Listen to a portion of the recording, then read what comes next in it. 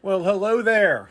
It's me again, Dave, the Emperor of the Nerds, and that's right, you've found the War, Sports, Politics, and Dragons podcast. I hope you're having a great day.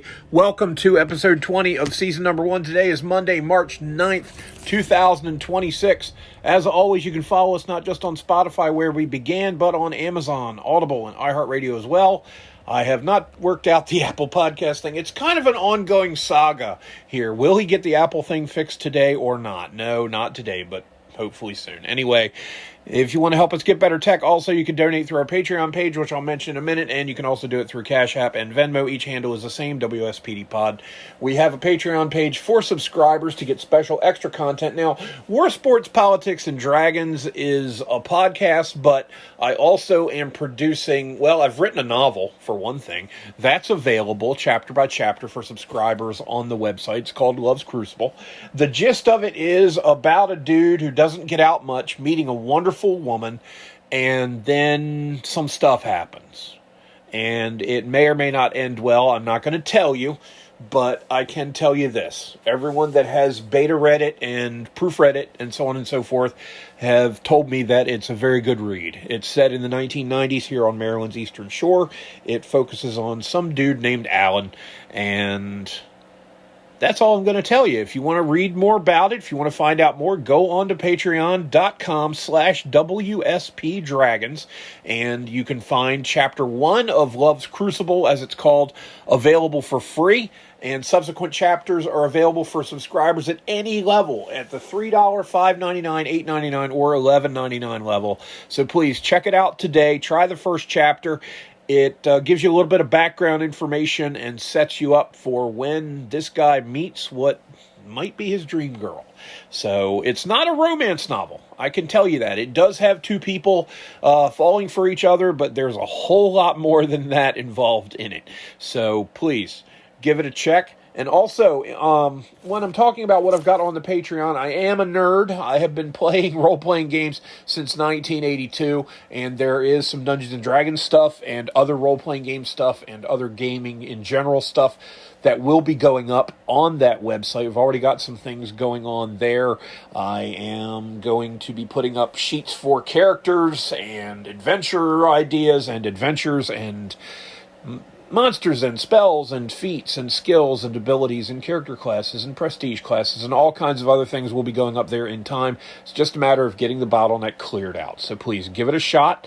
In addition to Love's Crucible, a second novel called The Mustard Seed, which is an entirely different thing, set in an entirely different place with entirely different people, talking about entirely different subject matter, is in the works right now. We're about 28,224. I'm looking at it right now.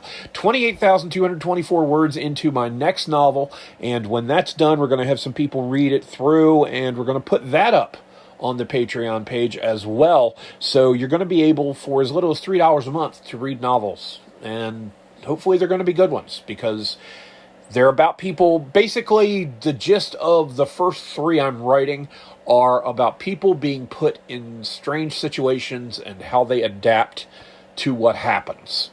There's actually a 4th one and possibly a 5th one in the works, but behind that are 3 sextets that are set on Trinith, which is the homebrew gaming world that I created for back in 1996, Advanced Dungeons & Dragons 2nd Edition, but it's going to be updated and then retrofitted, because I'm OCD, and when I do something, I do it completely and totally, or I don't mess around with it at all. So I'm going to see if I can't get that done too. But we've got over 20 novels in the mill at one degree of planning or completion. So, hey, I've already passed 90% of aspiring authors by having completed my first novel, and for that I'm immensely proud and happy.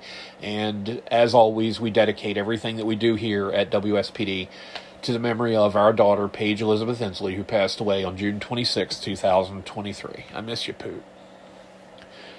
But as you listen today, we're going to have some great stuff going on, and I think that's enough prefacing. As I always say, it's time for the show.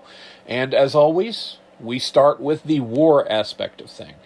We're going to start first, actually, with a quote that I found, of all places, on TikTok, from Victor Davis Hanson, who, of course, is, I believe, a senior fellow at Hillsdale College. And Hillsdale is a great place to go. I'm going to plug them. They haven't given me a penny, but I've actually taken courses there, and I'm in the middle of a couple more now. It's called hillsdale.edu, HILLSDALE.edu. Check them out. They've got all kinds of great stuff. It's funded entirely through donations.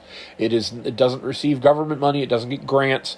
It's all done through donations, including donations from people like myself who take the classes, and it's really worth it. It's great stuff to learn about. You learn about a lot about our history, our heritage, about politics, philosophy, military history. There's so many things available there, and I highly recommend that. But let's get to this quote from Victor Davis Hanson right now. Talking about war, what we're talking about specifically is the situation in Iran and the geopolitical ramifications, as Dr. Hanson, who's one of the greater military scholars still alive, also elaborates. So here we go.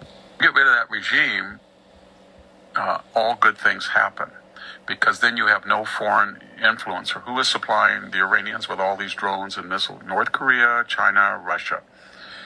Russia has already lost Syria. That was good. If we get rid of Iran, China will have no proxy there. And there will be no money for Hezbollah and Hamas and the Houthis. And then the Israelis can take care of them at their ease. They will cease to exist. So that is another thing that he wants to do. Get rid of Cuban. If you get rid of the communist government in Cuba, and they deserve it, what they've done, and Iran, and you got rid of Maduro, these are not just haphazard. They're all aimed at a larger goal to diminish the influence of China, to break up this nexus of North Korea, Russia, and China, which is the cause of all our problems, and to demonstrate to the Chinese, you better not fool around with the United States, given what we've done. We're not the United States that has DEI and drag shows at Pentagon at military bases, and we're not running away like we did in Afghanistan. This is a different military, as he says. And this is a different time. This is a different administration. This is not the Auto Pen administration where we had bald men with mustaches dressing in drag working in charge of disposal of nuclear waste who end up getting, jail time or fines for stealing luggage from women at airports. That's the kind of stuff that we got in the last administration.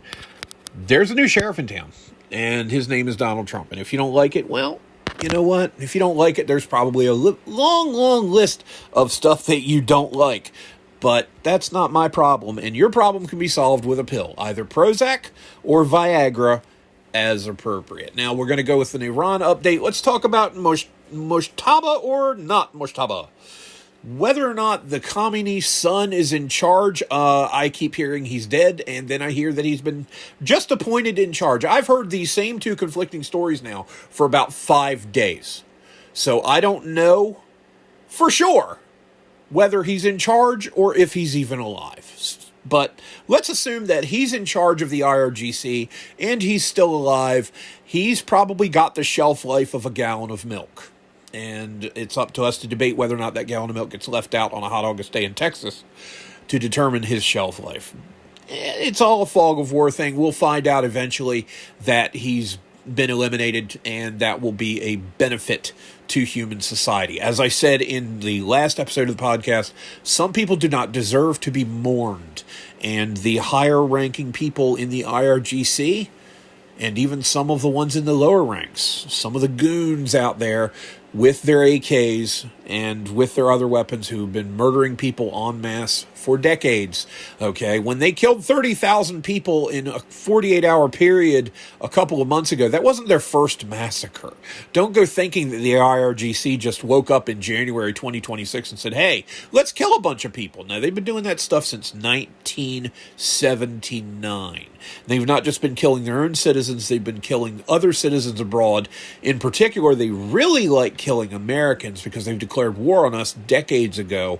So let's not forget, when people say, is Trump starting a war? He's starting World War III. Well, right now it looks like it's everyone against Iran, with maybe Russia trying to help, but China's help has been pretty crappy so far because it seems like all the Chinese technology, the radar that was supposed to pick up our stealth planes and the missile systems, seemed to be junk. Apparently, China sold the stuff to Iran off Temu.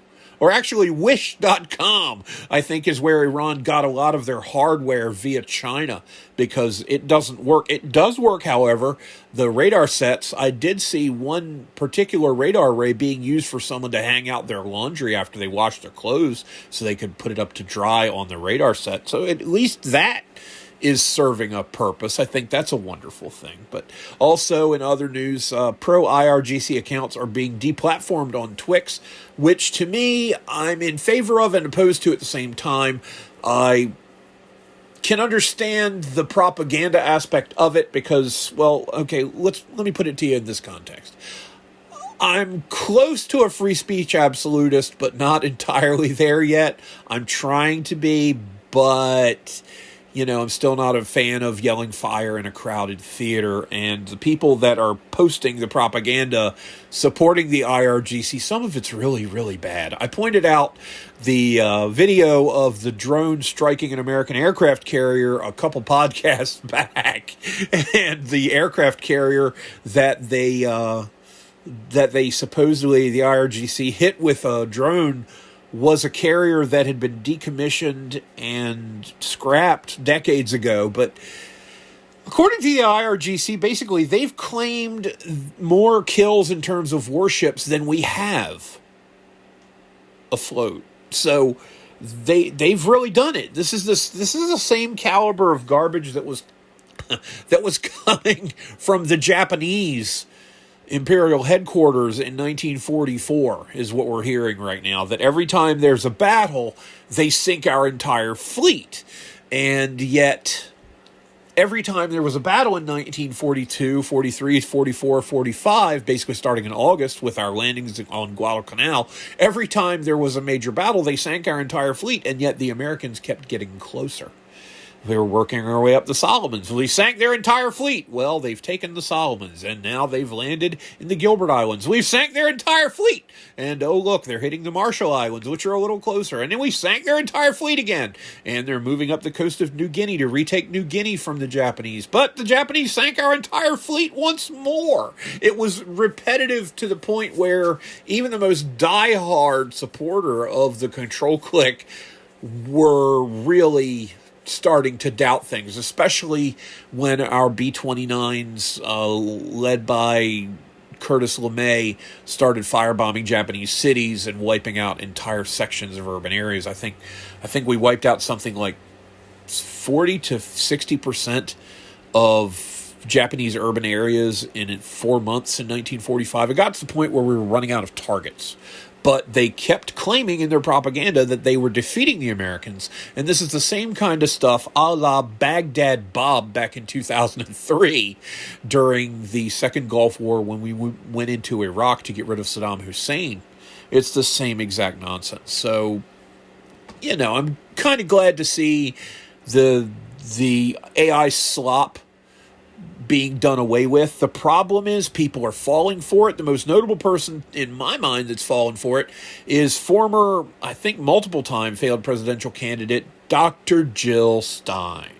Jill Stein of the Green Party, I believe it was, who ran, oh God, I can't remember how many times she ran. She's run at least twice.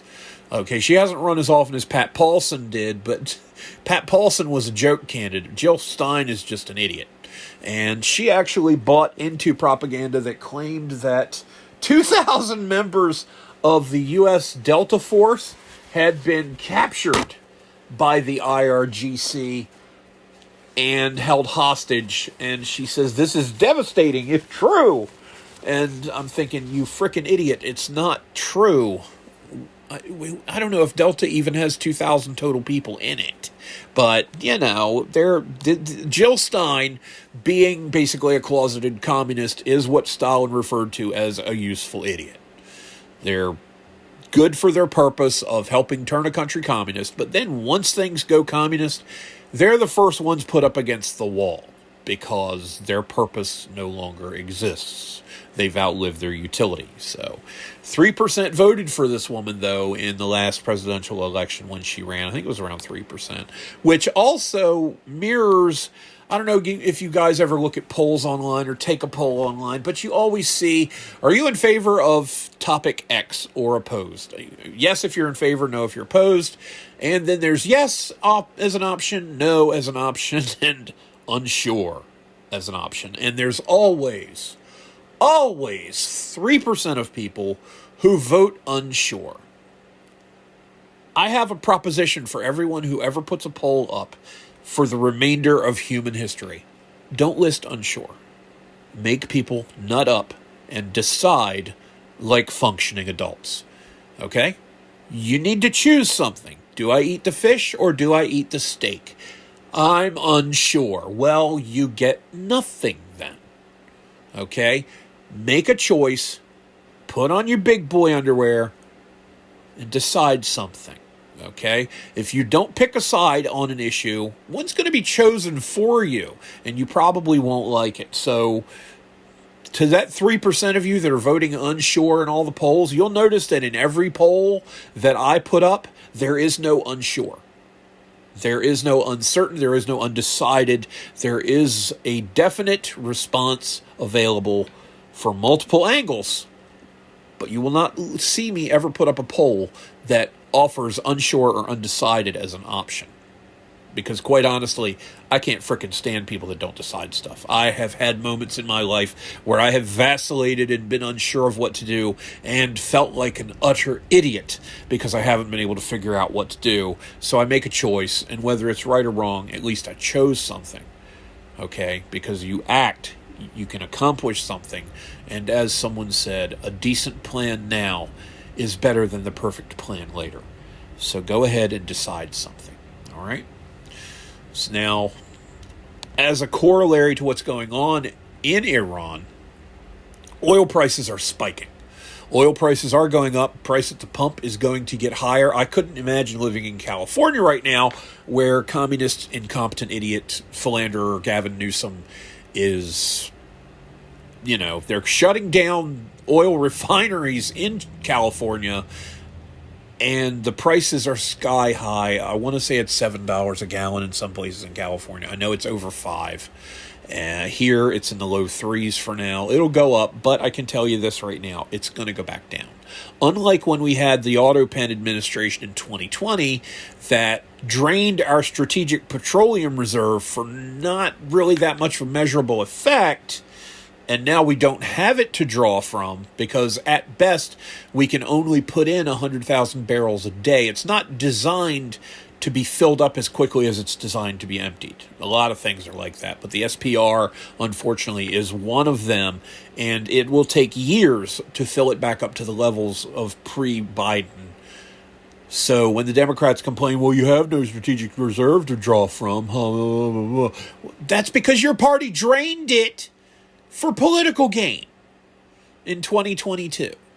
And it didn't help. And gas prices still got up to $5 a gallon here in the People's Republic of Maryland.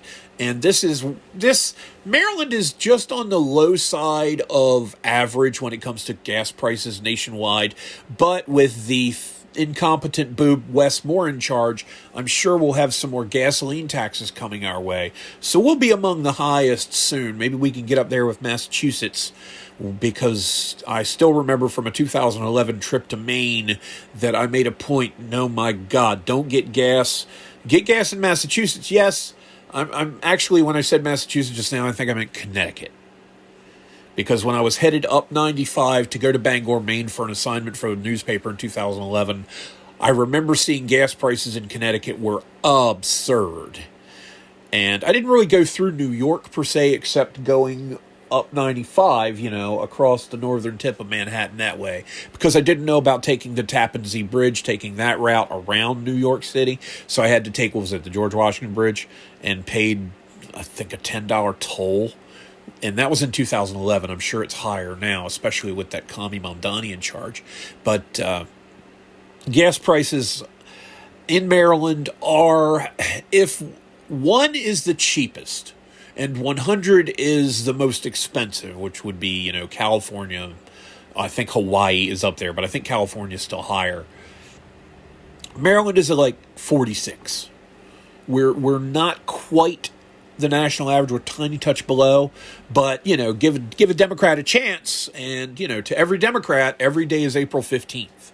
And to every Republican, every day is July 4th, as someone once said. So if they can figure out a way to tax you, by gum, they're going to do it. They're on the left. That's their job, because they think everybody in America is actually an ATM.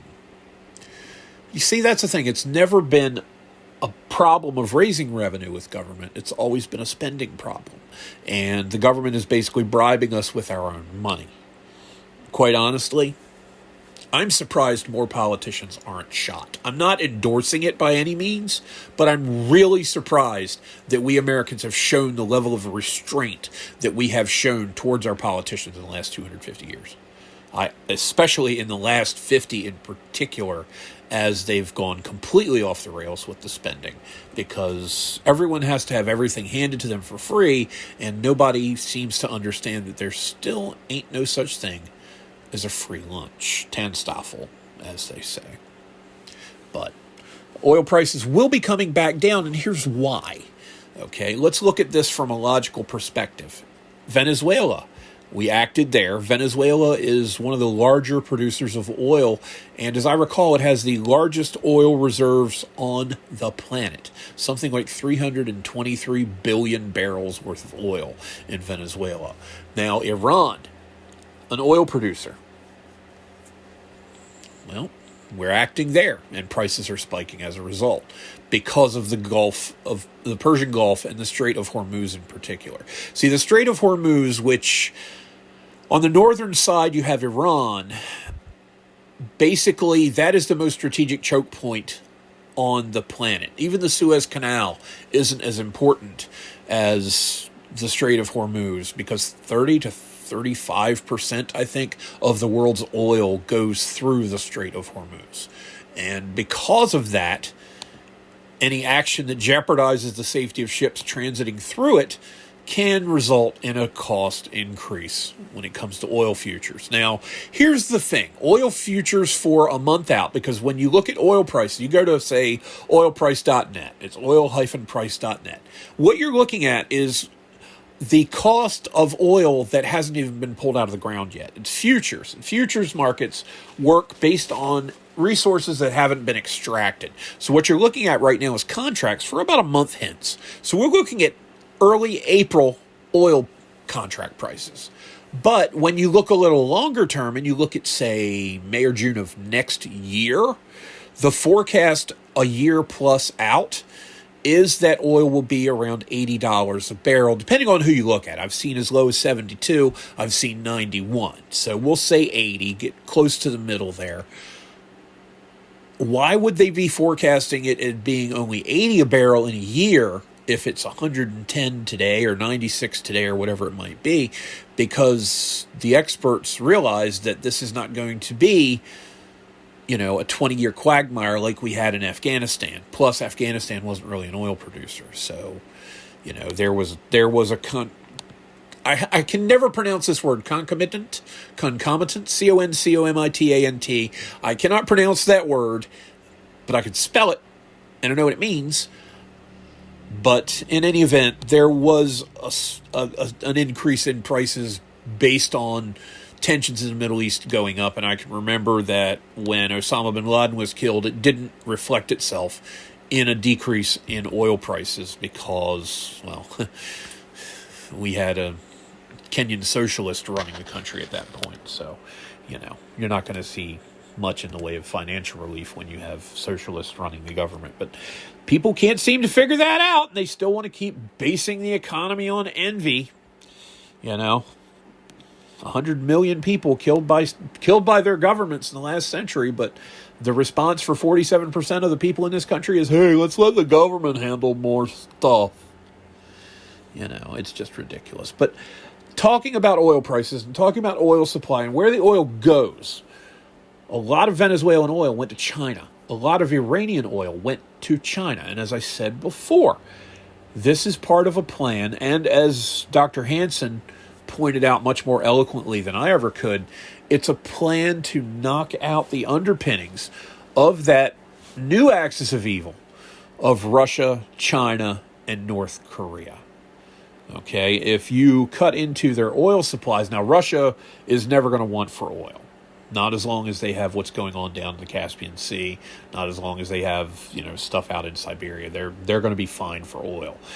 But their economy is predicated on $100 a barrel oil, or at least it was as of a few years ago. So with oil prices spiking, it is helping Russia. But it's not going to help them long term, because eventually that oil that was going to China, it's now cut off. It's not going there anymore. So if it's not going anywhere, it will soon. And it will be going to countries that are friendly to the United States and aren't waging all manner of economic and asymmetrical and cyber warfare against us like the Chinese are doing. So trust me on this. Write this down. I said it here, March 9th, 1:14 p.m. Eastern Time. The prices will come down. They will come down significantly. I can't say they'll be below what we were paying before the engagement in Iraq began, but I'm pretty sure they're going to be darn close. And I may be wrong about that. They might be even lower, because if you think about it, if America can now help direct the largest oil reserves in the world away from its biggest geopolitical opponent, because I think China's a bigger problem than Russia. Putin's invasion of Ukraine just went completely to pot, and that should have been over in a month. If you look at a map of Ukraine and see how close Kiev is to the border of Belarus, which is a client state of Russia proper, you'd realize that no, the capital of Ukraine should have fallen within days. And this dicking around in the Donbass and around Chernigov and east of the Dnieper River is child's play compared to what should have been done. But I'm glad it got done that way, because it means that Putin doesn't control Ukraine. Although every time there's a Democrat in office, he keeps taking chunks of it. He took Crimea from Ukraine in 2014 when Barack Obama was in office. And then in 2022, when the Auto Pen was in charge, he invaded Ukraine outright. And yet the liberals are all claiming that Trump is Putin's puppet. Yet every time Putin makes a land grab, there's a Democrat in the White House. But what do I know? Anyway, China's economy, as a result of the oil thing, is going to take a hit, obviously. And it's not doing that well anyway. Now, Japan's economy had been in a recession that lasted decades. It started in the mid-1980s, and someday we'll talk about how it totally ruined the chances of my favorite cartoon getting a movie, but we won't get into that right now. We're talking about China, and China's economy is not that great. Their government just projected less than 5% GDP growth for the first time in over 30 years. Real estate investment also is down 17%.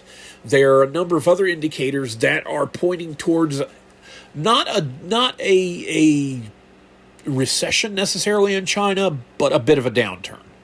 And China's economy is also taking a hit from U.S. tariffs, as the CNBC article pointed out. And, it was funny, when I was reading the piece on CNBC, it had an ad for the Jim Cramer Investment Club. Anybody that ever watched CNBC at all knows Jim Cramer is this hysterical guy who screams and goes on and just makes a huge show of how he feels about this or that stock. If you want to laugh, think about this. You can join the Jim Cramer Investment Club, which I'm sure has a membership fee.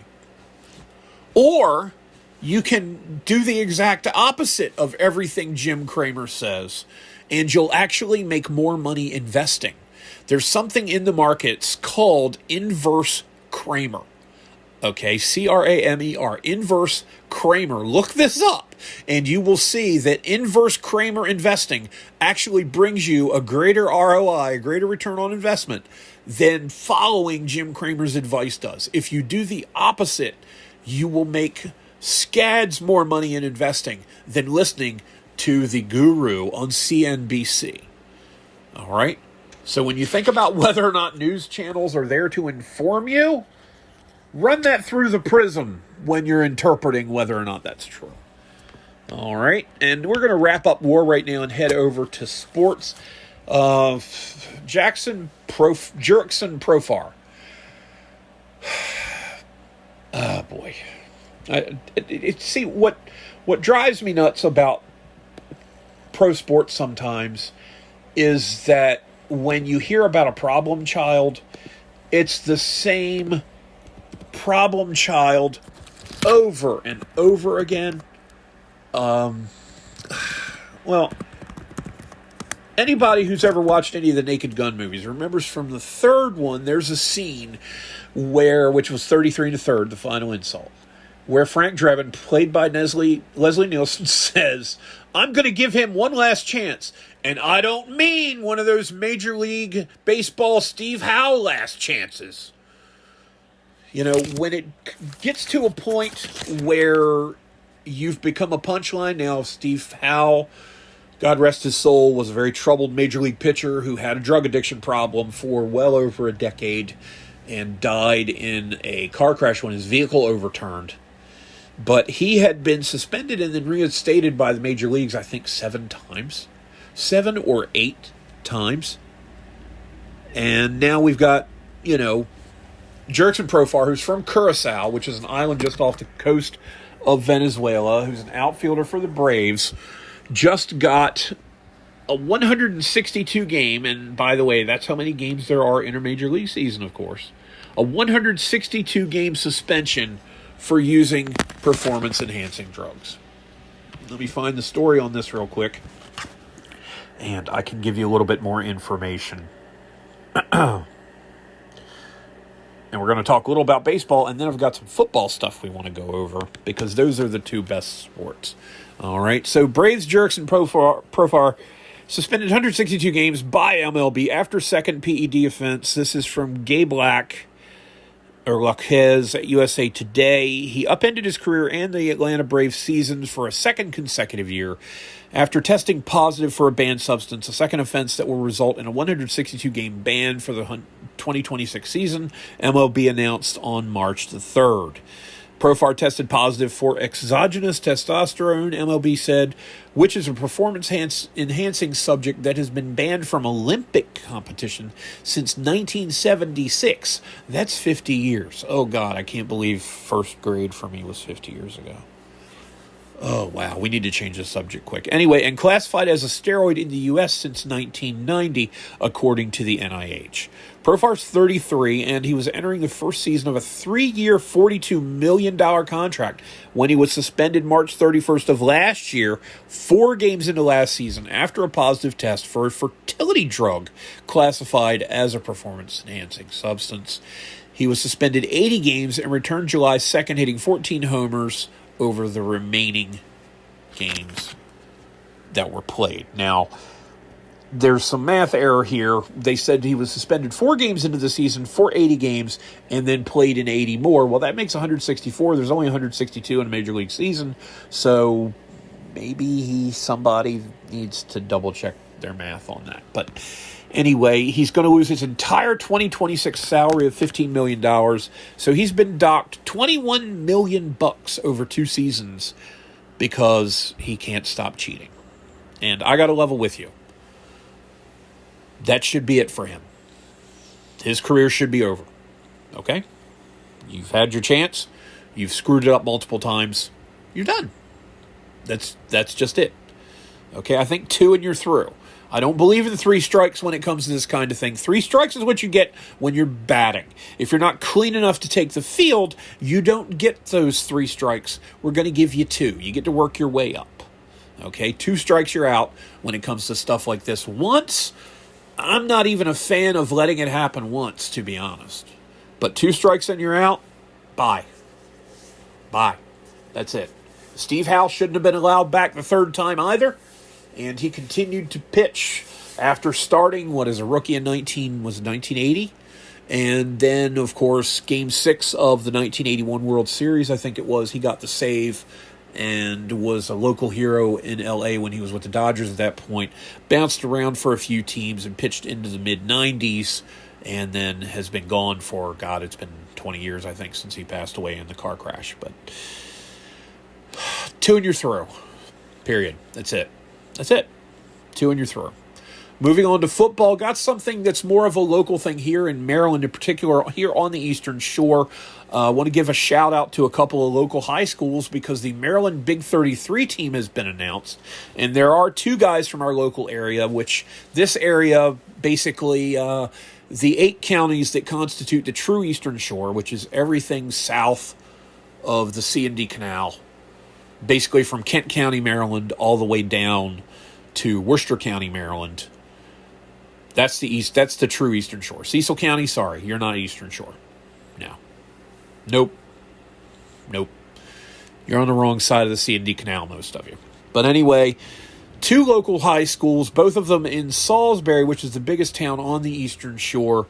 And, I'm very happy to hear about this. I actually covered a Big 33 game many years ago. You're going to hear a story about that shortly.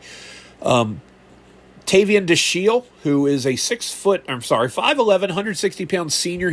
Plays corner and wide out for Parkside High over on Beagland Park Drive in Salisbury. He is a UMass commit. He made the Big 33 team. And then just a couple minutes away, because James M. Bennett High, Parkside High, and Wycomico High Schools in Salisbury, if you pull out of the parking lot at James M. Bennett, drive by Parkside, and go to Y High, as it's called, it might... If you hit the lights red at Route 12 and then the one by the fire department and then the next one at Civic Drive, if you hit all 3 of those lights red, it might take you 5 minutes to get from James M. Bennett to Y High. And you'll pass Parkside High along the way because James M. Bennett and Parkside are on the same street. Okay, they're within sniper range of one another. Don't start thinking school shooting nonsense. I'm just saying, for the purposes, for like a military rifle, maximum effective range of 1,500 yards, give or take. That's about how far apart they are. And I'm sorry to make that analogy, but they're within. It might be a mile between Bennett and Parkside High School, and it's probably a mile and a quarter from Parkside to Y High. So they're very close, and because of it, there's a lot of shady stuff going on with this and that sports team pulling kids from different districts, but we won't get into that. We'll talk, that's another argument for another day. But anyway, Parkside High's Tavian DeShiel made it, and Y High's Kevin Thomas, 6 foot, 200-pound senior, outside linebacker and running back. He's committed to Frostburg University out in Western Maryland. So congratulations to Y High and to Parkside. Parkside's head coach is still Brendan Riley. Riley and I go back to about the year 2008, and we've gone and had a beer before. We're buds. Miss talking to him. He was one of the funnier guys to talk to in the Bayside Conference. But anyway, congratulations to Mr. DeShiel and Mr. Thomas for making the Big 33 game. That'll be played this summer. When I covered it, I don't know where they play the Big 33 game now. They might still play it in Hershey Park. But when I covered it in 1989, it was at Hershey Park, which is near Harrisburg, Pennsylvania. They say it's less than 90 minutes from Hershey, Pennsylvania, which I guess is accurate. I guess they couldn't buy real estate closer to that town, but whatever the case was, I went to cover the Big 33 game in 1989. We had a local kid from Cambridge South Dorchester High School, actually, not far from where I live now, named Adrian Wilson, who was a quarterback who had made the Big 33 team that year. So I got to drive my beat-up 1980 Toyota Celica from where I was living in Cambridge at the time all the way to Hershey and beyond to Hershey Park, and went to Hershey Park and didn't get to go to the amusement park. Had to go to the stadium to cover a football game, and yeah, they didn't treat their press very well. I'll just say that much.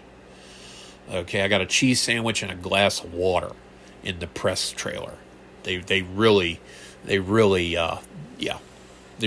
skimped on that kind of thing. It's not like I'm expecting like the Ravens do, because the Ravens will feed you crab cakes at halftime when you're covering one of their games. I'm not expecting haute cuisine or anything, but you know what? A cheese sandwich and a glass of water, dude, that's something you give a hobo.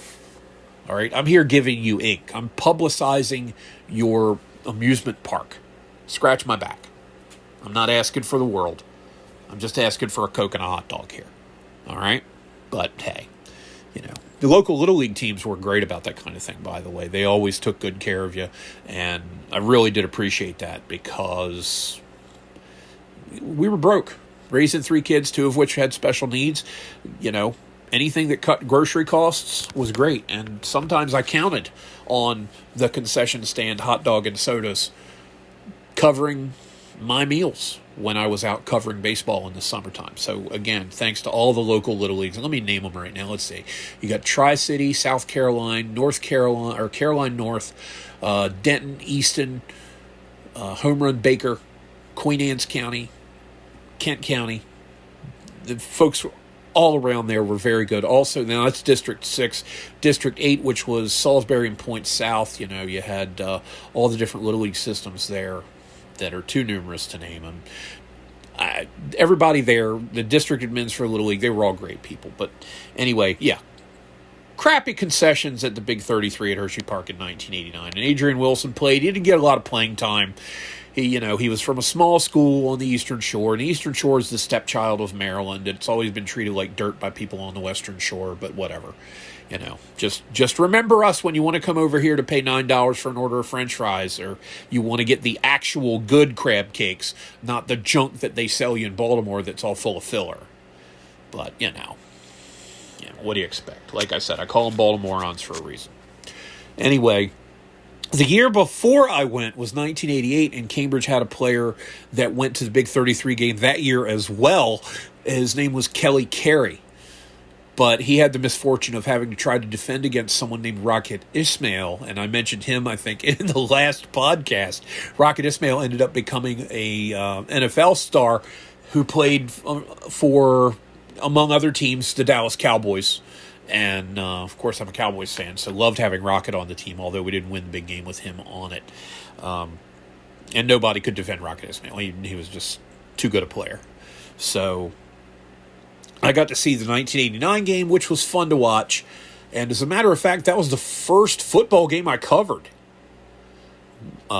Because, I started in May of that year, and it was toward the tail end of high school baseball season.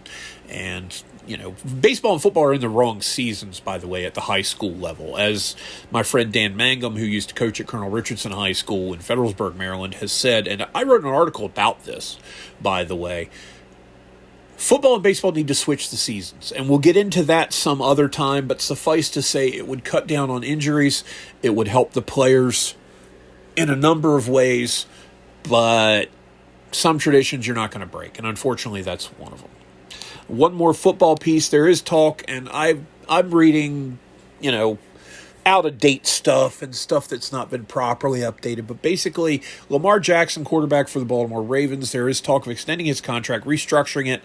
And if it's already been done, it may well have already been taken care of. To reduce his cap hit from $74 million this year to around half that, which would help free up some money to get other players on the team. And that's one thing I'll give Tom Brady credit for, as a friend of mine pointed out years ago, was Tom Brady was not the highest paid player in the NFL, and that was for a reason, not because he wasn't any good, but because he wanted to free up cap space so that he would have good talent around him. And, well, he's got 7 Super Bowl rings, so maybe there's something to that. And we'll just leave it at that. But yeah, they're going to try to reduce the cap hit from Lamar Jackson by $30-some million this year. There are other players on the team whose contracts could be restructured and could save another $20 to $40 million, but we won't get into those right now. However, if they restructure it the way it sounds, for Jackson, the cap hit would then be monstrous next year, something on the order of $87 million, $74.5 this year. So it would be 15% larger next year. But you live for today, and they'll figure something out in the long term, or they'll just take a massive cap hit next year. Think about this. The Minnesota Vikings thought they were getting a deal when they traded away 150,000 draft picks for Herschel Walker in 1988, I think it was. They were living for today, and they made a bad decision. It benefited the heck out of Dallas Cowboys, because they built a dynasty that won 3 Super Bowls in 4 years, and quite honestly, it should have been 4, but for a bad 8 minutes at Candlestick Park in January of 1995. But you make the decision you have with the information available to you at the time and the resources you have available to you at the time, and that's what you're stuck with. So there you go. On the political angle, switching over to politics real quick, not much to say here because it's basically all about the Iran war and the fact that the Republicans in the Congress are too frickin' spineless to pass the SAVE Act and help ensure voter ID and voter integrity because they're too busy catering to people that call them Nazis. So, they're upset, the Democrats are, about gas prices. They said the president didn't have an effect on them in 2022 when AutoPen was in charge, but now all of a sudden it's all Trump's fault, so on and so forth. That's fine. Whatever. Yeah, there's a direct correlation between the action in Iran and the price of fuel. There was also a direct correlation between the action in Ukraine and Biden's failure to act about it. Well, he pulled the strategic reserve out, yeah, and it obviously didn't help. So, there were things that could have been done. And the reason I say that, folks, is because Trump's doing them. Okay? It doesn't take a slide rule to see that this stuff could have been done 4 years ago, but we had basically a corpse in the White House and his staff running things. And then someone who might be the stupidest vice president that this nation's ever had, and that includes Joe Biden, by the way, serving under him in Kamala Harris. And I don't care if I get her name wrong, because quite honestly, if they're idiots and scumbags, I don't care to pronounce their names properly. The only ones that I'll pronounce right are the people whom I think are decent people, or that I have no opinion of. So there you have it. If I don't like you, I'm not going to pronounce your name right. You can call me Devad or Dork or whatever you want to call me. I don't care. John Adams said it best. You can get a lot accomplished in life if you stop worrying what people think about you. And that's where I'm at right now. So I'm beyond the point of you being able to insult me. And I'm glad for that, because I was very thin-skinned at one point, and now I just laugh. Or I give you one back, because that's the best way to do it. To be honest, laughter is the best way to enrage someone if they're trying to get at you. If you just laugh at them, oh, God, they hate that. Oh, yeah, they hate that. And someone once said there's no argument that can withstand an assault of laughter, or words to that effect, and it's very accurate. So, Democrats are mad. They haven't been this mad since we shot 250,000 of them and took away their slaves. So they're going to stay mad. It's their job, because they don't have a platform. Their entire platform is, we hate Trump. We hate it forever. It took our precious. That's basically what the Democrats are. They've turned into Gollum. And I don't have a lot of use for them. We've said this before. I won't get into it. I'm not going to beat that dead horse yet again, because it's starting to stink. So moving on from politics to the last major subject, dragons, and we're back on the subject of smarter orcs. We've got to talk about this, folks. Okay, look. Those of you, which means almost everyone listening, who saw the Lord of the Rings adaptations by Peter Jackson that came out 2001 with Fellowship, Two Towers in 2002, and Return of the King in 2003, saw several distinct types of what are called goblinoids in the films. You had the nearly unthinking horde mentality goblins from the Mines of Moria, and then you had the Uruk-hai from Isengard that Saruman had bred. And then you had the Mordor orcs, which lied somewhere in the middle between the Uruk-hai and the goblins. And the Mordor orcs were smarter and a little more organized, but they weren't as strong and as potent as the Uruk-hai. To be honest, those roles fit fairly well, in that there are some orcs that are stronger than others. That's how some tribes get, take over control of a region or whatever, and the roles should fit about like that. Goblins tend not to be very swift of thought, while orcs are a little bit more organized, generally more capable of being a significant threat in a fight, even if there's just one of them. For example, here's the difference. The difference between a goblin and an orc in combat in fantasy role-playing games, by and large. A single goblin might attack your dog if the dog is by itself and the goblin's by itself, but they won't really do much with a full-grown human. An orc, on the other hand, doesn't care about the dog. It's not a threat. not to a 6-foot tall, 200-pound, muscular, strong orc. The human isn't as much of a threat as it is a target. So I don't understand why orcs are given such short shrift in the rules. And again, the orcs and we're looking at 3rd edition D&D right now, primarily. Orcs in 3rd edition D&D are given an intelligence score of 8. To put that into proper perspective, average intelligence is 10, and that's when you roll 3 6-sided dice and add them together. So 8 is on the low side, the left side of the bell curve of statistical probability and of the intellectual average. So the typical orc in D&D has an IQ of about 80. I'm putting it closer to human normal of 100 because they're smarter than that. They simply are. The thing is, being evil by nature, they tend to fall victim to a lot of infighting, and they don't tend to succeed in long-term plans. You know, they're not big picture creatures in that they never seem to accomplish anything because they always fall back down into tribalism. Okay, and I'm looking through I'm going through the pages right now of the 3rd edition monster manual to try to get you to the orc section so we can discuss it in a little bit more detail. Let's see where we're at here. Okay, I'm in the M's. And I've just passed it. So let me zoom back a little bit. But looking at orcs, here we go. Now, orcs, in 3rd edition was the best edition of D&D past Beckme. Beckme was the classic, the greatest. But of the editions that are numbered, 3rd edition was best. 5th edition is D&D with training wheels. Okay, 3rd edition is 5th edition for adults. 4th edition was a great tactical miniatures game. 1st and 2nd edition were great and classic games in their own right and are kind of in a separate category. But 3rd edition, in terms of completeness of rules and being a little bit more airtight and not as clunky as 1st and 2nd edition, I think 3rd edition was the best one in terms of overall design, rules crunch, etc., etc.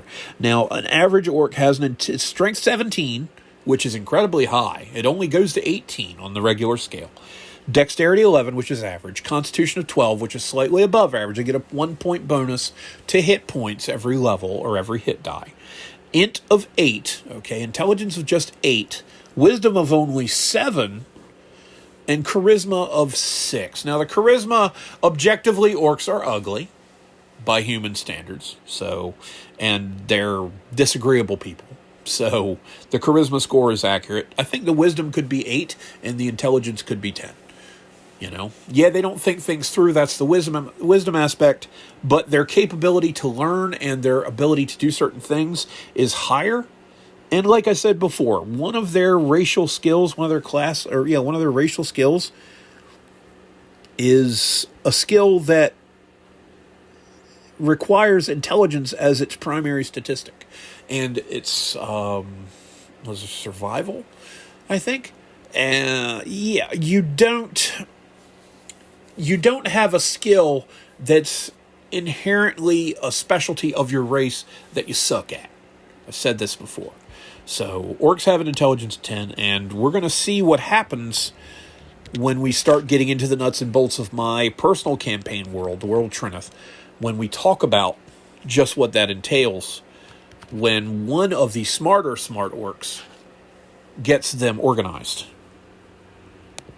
Because there's not much as fearsome as a lawful evil orc. Now, chaotic evil is their alignment. The alignment, for those of you that don't play role-playing games but are interested in hearing about this, which are probably few of you, but your alignment is your worldview and your ethic and moral compass, your ethical and moral compass. What it means is a lawful good person is like your divine holy knight. They're called paladins in the game. They're Dudley Do-Right types to some, but to others, they're righteous crusaders. And they basically follow the laws with the intent of following the laws and giving you a good outcome. You have lawful, neutral, and chaotic, and then you have evil, neutral, and good. One is your moral compass, one is your ethical. And If you're chaotic evil, you don't really care about much of anything except yourself. And that's pretty much what orcs are summed up as in the game. I personally think that they should be lawful evil. So that's what they are in my world. They're lawful evil, and they're smarter because they're more organized. They're smarter and they're more organized, and they're a bigger threat. And if once we start posting stuff on the Patreon that shows you what has happened with the various orc incursions over the centuries, and with the Great Western Expedition of 1302, which was a plan by the halflings of all people to try to get rid of the orcs once and for all, and how that went, you'll understand when I say that when you play orcs the way they're supposed to be played, they can do some terrible things to you, and they can make some good things for themselves. Those of you that are old grognards like myself can recall an editorial written by Roger Moore from Dragon Magazine number 127, which was, let me think, number 127, 120 was April, so 127 would have been the November 1987 issue of Dragon Magazine, which was the house organ of TSR, the company that owned D&D. He wrote an article about, an editorial about Tucker's kobolds. Now, kobolds are these little lizard dog things that are half as strong as a goblin, half the size of a goblin. They're mischievous little trap makers, and they're real pains in the butt. But basically, somebody had them organized like the frickin' German army in a dungeon that he ran, and Tucker's Kobolds talks about how well organized these guys were and how they wreaked havoc on high-level adventuring parties when they were just these little creatures that had 1 to 4 hit points of damage. Basically, you hit them with a rock and they're dead. You know, they're puny, paltry little things. But if you play them right, they can do a lot more. And that's what I'm doing with my orcs, because orcs deserve it. They fought and bled for it, and they deserve to be treated better. So my orcs are going to be stronger. My orcs are going to be smarter. My orcs are going to be a little wiser. And the people playing against them will appreciate them. And then after they've dealt with the orcs, they get to deal with the bugbears carrying firearms. And we'll talk about that some other time. You don't need to hear about a 7-foot-tall monster with a flintlock rifle right now, or flintlock musket. We'll discuss that at a later date. Now we're going to go to anecdotal evidence, and my story is about Frostburg University. Since we had a mention of a Y-High football player who's playing at Frostburg, I'm going to talk about my trip to Frostburg that never happened.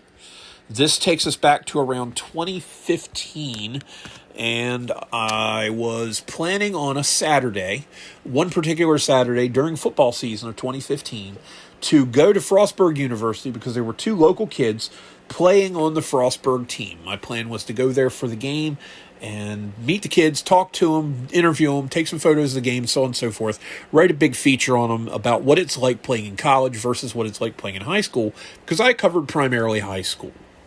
And for, it was something to do. I wanted to kill a Saturday. Of course, Frostburg was a terribly long drive. It was 3.5, 4 hours from my house, but I said, to heck with it. I'll get up that morning and I'll go. Well, I'm OCD about my bank balance, and at the time, I was checking my bank balance a couple times a day just because I was always paranoid about it. Well, the paranoia, you know what they say about paranoia is you only have to be right once, and a lifetime of effort gets rewarded. Well, that's what we had going on in this case, because I checked my bank balance, and as I watched, it decreased by $99.99, and then again, and then again. Somebody had hacked through Xbox. I had given my oldest son, Spencer, my credit card information so that he could get an Xbox membership. Someone had hacked him, gotten my credit card information, and was spending a ton of money to buy crap for the Xbox FIFA soccer game. Now, I got to level with you. To those of you that I've dealt with in the past who are soccer coaches and soccer players, I hate soccer. It's boring. It's incredibly boring. And most of the games I saw were either really bad games between really bad teams, and a lot of times there could be a fight on the field. Not all the time, not most of the time, but enough of the times that it was a concern at some games. Or it was an utter mismatch. I can remember 2 games in particular that I really enjoyed. 2 out of 17 years of covering soccer. 2 games. That's not a very good ratio. All right? the guy was buying FIFA crap. And I don't know how all of it works. I'm old. But basically, through Xbox, you can buy this or that player for FIFA. And this jackoff was spending hundreds of my dollars to buy FIFA stuff. He took $550 before we managed to stop it. And some other stuff happened to him as a result, but we won't get into that for reasons of legality and to protect the innocent as well as the guilty. But let's just put it this way. My son called Microsoft tech support, and it took him an hour, but I can remember at one point hearing the tech ask for the serial number off of my son's Xbox. And at that point, when he gave the guy the serial number off of his Xbox, I knew we were going to get our money back. The bank, by the way, still hasn't completed their investigation of what happened, because I called the bank that morning. It happened to be during banking hours on a Saturday, but their head office was closed. I only talked to the local branch, and then I called the head office on Monday. The head office still hasn't concluded their investigation into what happened, and it was from 2015. We won't name that bank. But we got the money back. It got refunded within a matter of minutes, actually. And justice was eventually served upon that guy. We'll just say it was in a non-traditional manner. He wasn't hurt or anything like that. Don't get weird about it. It's just, we got him. We got back at the son of a gun. So he didn't get to enjoy the FIFA, guys. But suffice to say, kudos to Microsoft tech support for that. I'm going to give them that. And that brings me to joke time, because I have a joke that involves that company. Are you ready? Okay, here we go. A man is in a helicopter, flying a helicopter solo around the city of Seattle. And it's foggy. Seattle's known for its inhospitable climate. It rains a lot there. It's, pretty wet, pretty nasty. And it's foggy this day. Well, he gets kind of lost in this pea soup fog, so he slows down, and he's barely inching forward.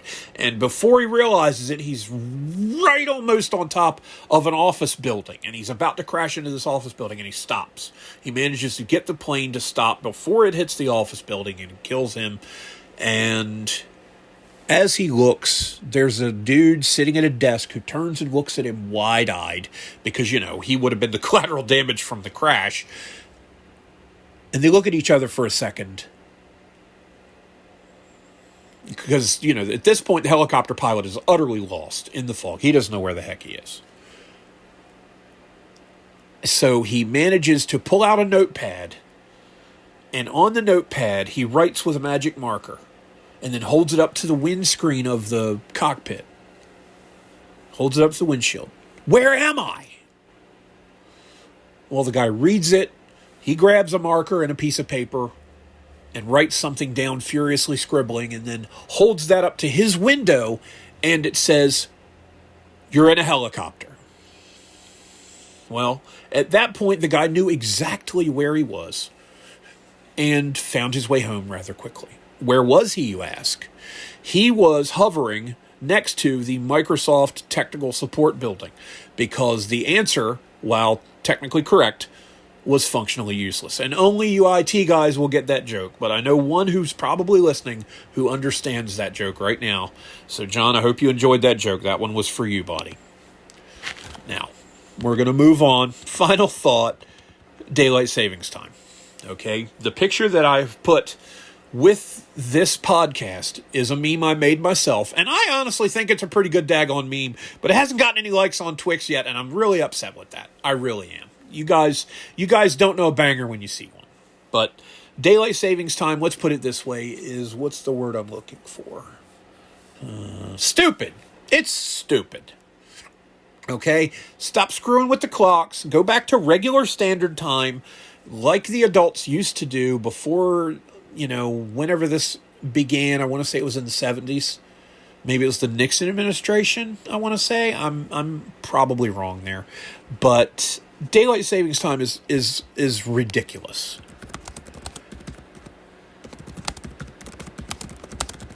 I'm looking it up right now. You may have just heard me hitting the keyboard. I'm sorry. Yeah, it started in 1918, so it was World War I. Woodrow Wilson signed it into law. So, great. Something else he screwed up. Graduated income tax wasn't enough. Prohibition wasn't enough. Let's screw with the clocks, too. I'm Woodrow Wilson, incompetent racist... no, actually, he was a Democrat. Incompetent racist president. I really hate Woodrow Wilson. And I remember writing a story about him in 8th grade. And I got an A on it in language arts class. But now that I know him a little better, no. He was a boob. An altruistic boob, but a boob nonetheless. You know? The League of Nations, there's a reason we didn't join the League of Nations, and you're seeing it right now in the United Nations. But yeah, daylight savings time, oh God, come on, guys. Do you really want kids getting on the bus in the frickin' dark in December? Because that's what you're looking at. Okay? It's absurd. Well, not in the dark in December, but in the dark in early spring. Because that's what you're looking at right now. You know? When kids are getting on the bus, like in rural areas where I live, they could have a bus ride of an hour or more. And getting on the bus at 6:40 a.m. when it's still dark outside is not safe for the kids. And that's one thing that I don't like about it. But the thing about it is a lot of countries do this. It's my understanding that 70 countries around the world take part in daylight savings time. It's not just us doing this dumb crap, but it's also weird in that some major nations like India, Japan, China, they don't mess around with that nonsense. I don't think Russia uses it. Most of Europe uses it. But only part of Australia uses it. One province, I guess, of Australia, New South Wales, which is in the southeastern corner, and I think that's where the capital, Canberra, is. They use daylight savings time, but the rest of Australia doesn't. And to the north of New South Wales is Queensland, and Queensland is in the same time zone as NSW, and they don't use it. So when you're crossing provincial boundaries, just like going from, the line cuts through Indiana, for instance, but when you're going, as you go west or as you come back east, you'll cross state boundaries and the time will change. Yeah, I understand that. But this is in the same time zone. This would be like driving from Maryland to Virginia, and it's 5:01 when you're in Maryland. You cross the line into Virginia, and it's 6:01. That's stupid. You don't do that. But New South Wales does. Of course, Australia is basically a big prison now anyway, and they're defenseless against their government that was shooting protesters during the COVID thing, and we'll make fun of the Aussies some other time. But the Aussie people, as on an individual level, are wonderful, friendly, and very funny people. But the government is screwed. Absolutely screwed. Kind of like here. Americans, by and large, individually, are wonderful people, but their government can really absolutely suck. And as Winston Churchill said, the American form of government is the worst form of government on earth, the sole exception being all other forms of government. Okay, so if you get my drift, that's what we're dealing with here. But go back to regular standard time and deal with it, people. Stop whining about wanting more daylight. If you want more daylight, get your ass up earlier like a functioning adult.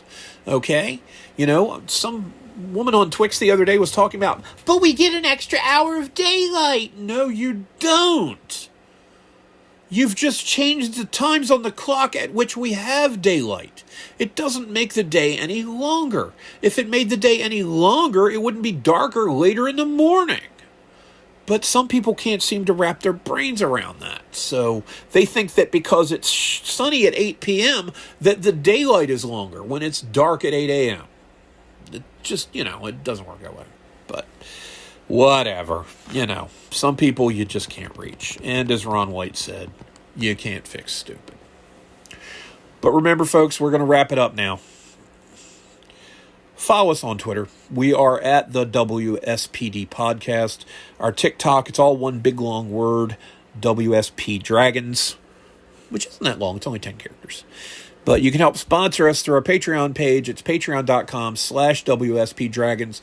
And we're putting more and more stuff out there every week. We're getting more stuff out. Chapter 4 of Love's Crucible is coming out I forget when I looked at the schedule if it was tomorrow or Wednesday, but it's coming out within the next 48 hours, and I might even tease chapter 1 of Mustard Seed just to see what people think about it.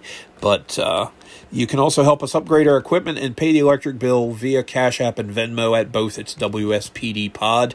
As always, you can hear us on Spotify, where we began. Please follow us there, as well as iHeartRadio, Audible, and Amazon. And thanks a lot for listening. Again, this is Dave, the Nerd Emperor. We're signing off today. I hope you have a great day. Free Iran. God bless America. And keep the faith. And don't forget, keep your powder dry, folks. Take care and have a great rest of your day.